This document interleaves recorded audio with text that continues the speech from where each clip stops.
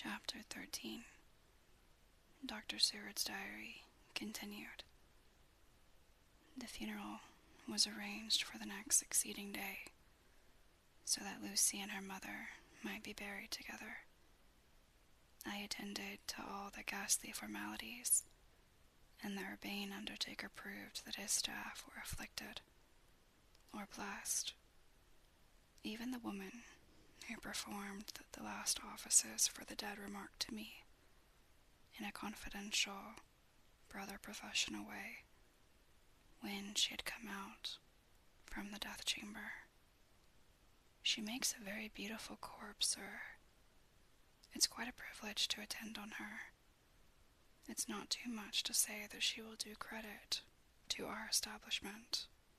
I noticed that Van Helsing never kept far away. This was possible from the disordered state of things in the household. There were no relatives at hand, and as Arthur had to be back the next day to attend at his father's funeral, we were unable to notify anyone who should have been bidden. Under the circumstances, Van Helsing and I took it upon ourselves to examine papers, etc. He insisted upon looking over Lucy's papers himself. I asked him why, for I feared that he, being a foreigner, might not be quite aware of English legal requirements, and so might, in ignorance, make some unnecessary trouble. He answered me, I know.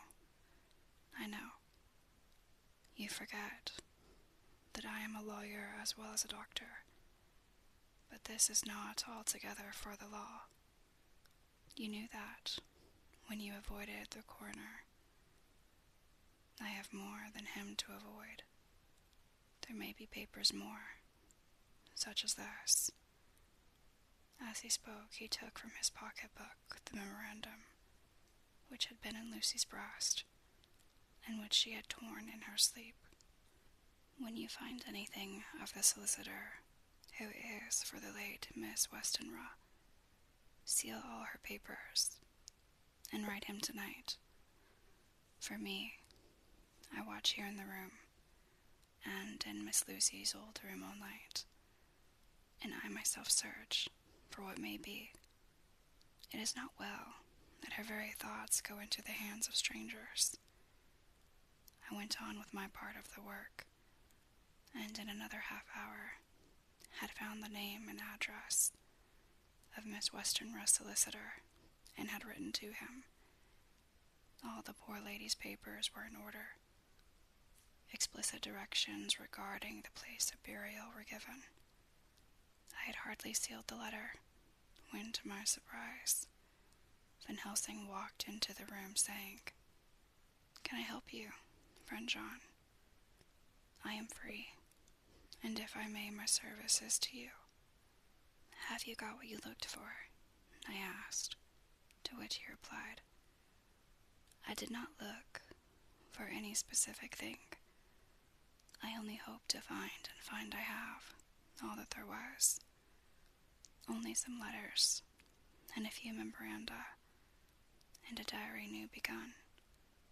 But I have them here, and we shall for the present say nothing of them.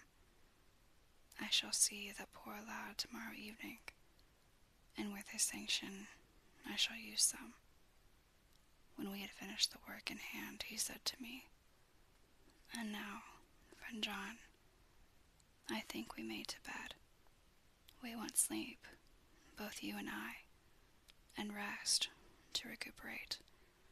Tomorrow we shall have much to do, but for the tonight there is no need of us. Alas."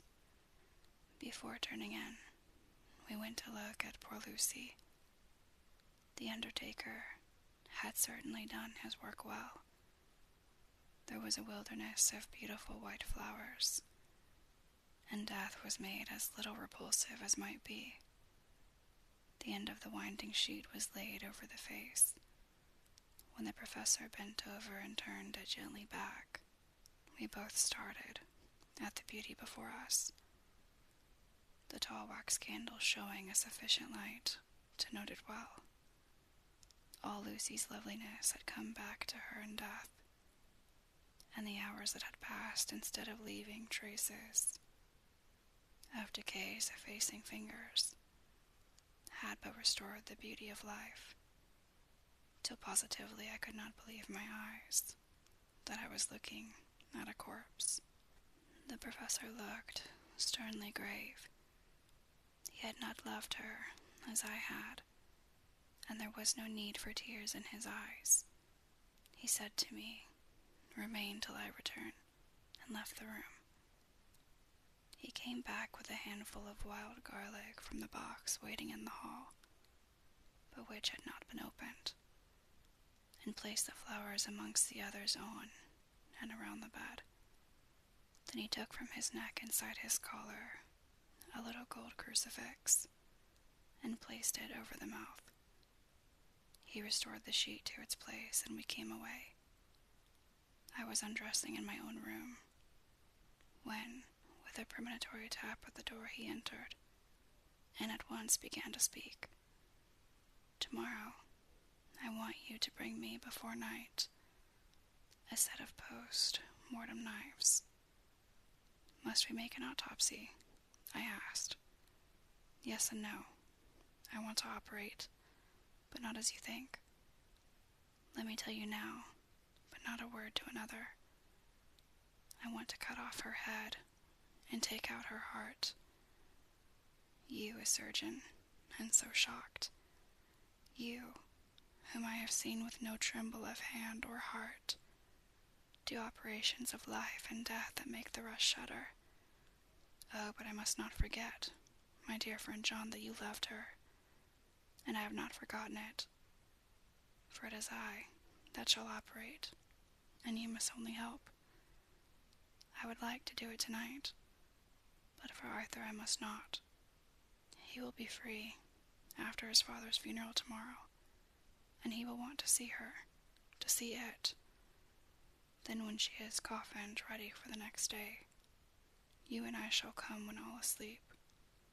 We shall unscrew the coffin lid, and shall do our operation, and then replace all, so that none know, save we alone. But why do it at all? The girl is dead. Why mutilate her poor body without need? And if there is no necessity for a post-mortem, and nothing to gain by it, no good to her, to us, to science, to human knowledge, why do it? Without such, it is monstrous." For answer he put his hand on my shoulder, and said with infinite tenderness, "Friend John, I pity your bleeding heart, and I love you the more because it does so bleed. If I could, I would take on myself the burden that you do bear. But there are things that you know not, and that you shall know, and bless me for knowing, that they are not pleasant things. John, my child, you have been my friend now many years, and yet did you ever know me to do any without good cause? I may err, but I am man. But I believe in all I do. Was it not for these causes that you sent for me when the great trouble came? Yes. Were you not amazed, nay horrified, when I would not let Arthur kiss his love though she was dying, and snatched him away by all my strength? Yes. And yet you saw how she thanked me, with her so beautiful dying eyes, her voice too so weak, and she kissed my rough old hand and blessed me. Yes. And did you not hear me swear, promise to her, that so she closed her eyes grateful? Yes. Well, I have good reason now for all I want to do. You have for many years trusted me. You have, believe me, weeks past, when there be things so strange that you might as well have doubt. Believe me, yet a little, friend John. If you trust me not, then I must tell what I think, and that is not perhaps well. And if I work, as work I shall, no matter trust or no trust, without my friend trust in me, I work with heavy heart and feel, oh, so lonely, when I want all help and courage that may be. He paused a moment, and went on solemnly. Friend John, there are strange and terrible days before us. Let us not be two, but one, that so we work to a good end. Will you not have faith in me? I took his hand, and promised him. I held my door open as he went away and watched him go into his room and close the door. As I stood without moving, I saw one of the maids pass silently along the passage. She had her back towards me, so did not see me, and go into the room where Lucy lay. The sight touched me. Devotion is so rare, and we are so grateful to those who show it unasked to those we love. Here was a poor girl, putting aside the terrors which she naturally had of death to go watch alone by the side of the mistress whom she loved, so that the poor clay might not be lonely till laid to eternal rest.